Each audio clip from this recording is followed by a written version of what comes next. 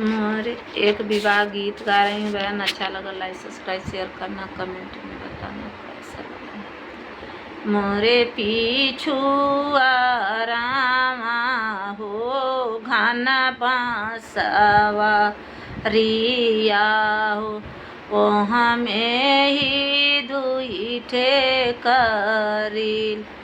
मोरे पीछू रामा रे घाना बांसवा रिया हो, ओ हमें जे दुई करील।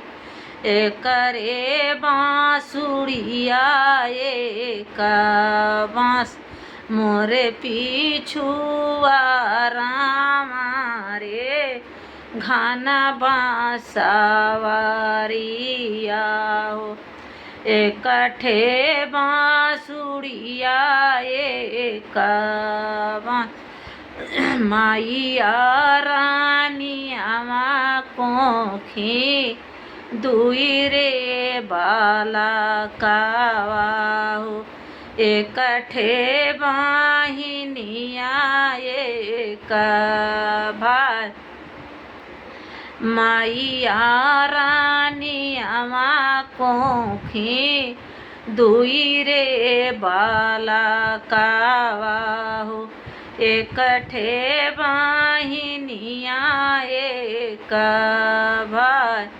माइया कहानी बेटी नेरावें बिया बहो, बपई कहल 10 कोस। माइया कहानी बेटी नेरावें बिया बहो, बपई कहल 10 कोस।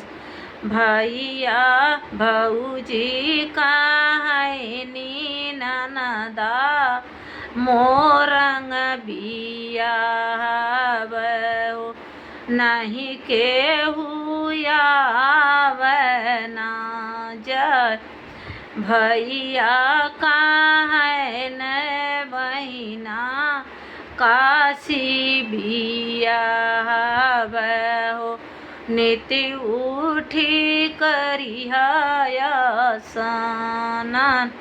भैया कहल बहिना काशी बिया बहो, नीति उठी करिहा स्नान। भौजी कहली ननदा मोरंग बिया बहो, नहीं केहू आवना जाय। भौजी कहली ननदा मोरंग बिया बहो, नहीं केहू आवना जाय। किया तुहरा ये भौजी नोनवा चोरावाली हो, किया दिहनी तेल ढरुका।